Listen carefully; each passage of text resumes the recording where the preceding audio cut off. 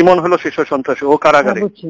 আর মাঠে যেগুলো আছে সেগুলো মাঠের গুলো নিচ্ছি, কিন্তু ওরে না হলে সেলে ঢুকাইতে হবে, আর না হলে ওকে একটা সাহায্য করতে হবে।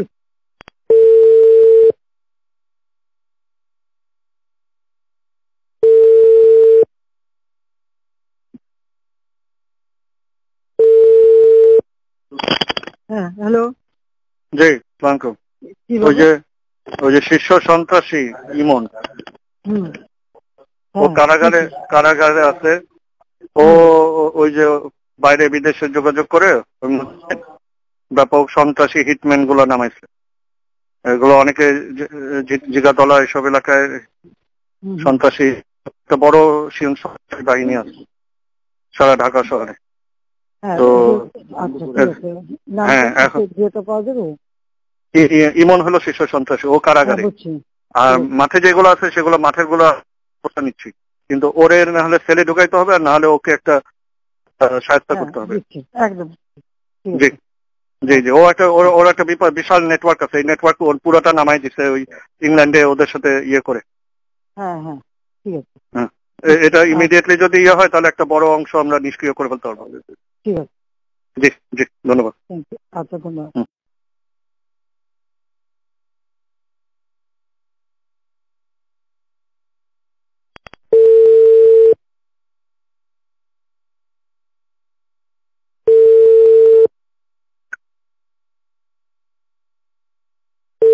হ্যালো, জি সালামালাইকুম। হ্যাঁ হ্যালো, জি বাবা। না, এই তোমার দেখতে ইচ্ছে হচ্ছে, কিন্তু আমি না বেরোতে পারবো না, কাজের মধ্যে কোথাও বেরোবো। ঠিক আছে, আমি বাসায় আছি, বাসা থেকে সবই হচ্ছে। যোগাযোগ রাখো। আর একটা কাজ করো, যে আমাদের ছেলেপেলে যারা মারা গেছে বা যারা পোড়াইছে, ওই এলাকায় যা যা পোড়াইছে, জাহাজি প্লেয়ার এইসব ছবি দিয়ে ওটাকে একটা কি করছে ওটা দিয়ে একটা ইয়ে করে দিতে হবে, মানে দিতে হবে যে এটা যে জামাত শিবির তারা যে করছে এই জিনিসটা ভালো করে সাবধান হতে হবে এখন থেকে। হ্যাঁ হ্যাঁ, ওদের মানে চিকিৎসা সেগুলো করাচ্ছি সব। আমি যারা হয়তো যাদের যে চিকিৎসা করানো হচ্ছে সেটাও নিউজে আসা দরকার।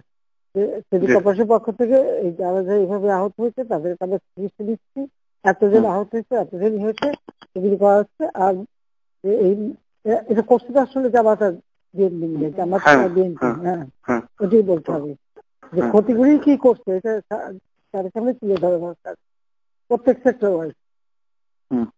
জি, ওইভাবে আমরা তথ্য তাহলে দিয়ে দিচ্ছি। সব বার করে তোমার সব এলাকায় যা হয়েছে তাই যেখানে হ্যাঁ। আর আমরা না ওই যে আমাদের ছেলেপেলে মারা গেছে, আমাদের আহত হয়েছে, পুলিশ আহত হয়েছে, ওগুলি প্রচার করতে হবে ব্যাপক ভাবে এরা এই ঘটনা ঘটাচ্ছে। আর যে প্রতিষ্ঠানগুলি যে ভাঙছে, টোল প্লাজা ওদের কি ক্ষতি করছে সেটা ওদের আক্রোশ, এই উন্নয়নটা ওদের আক্রোশ। হ্যাঁ, এই উন্নয়নটাই আক্রোশ, এই কথাটাই বলতে হবে, এটাই বলতে হবে।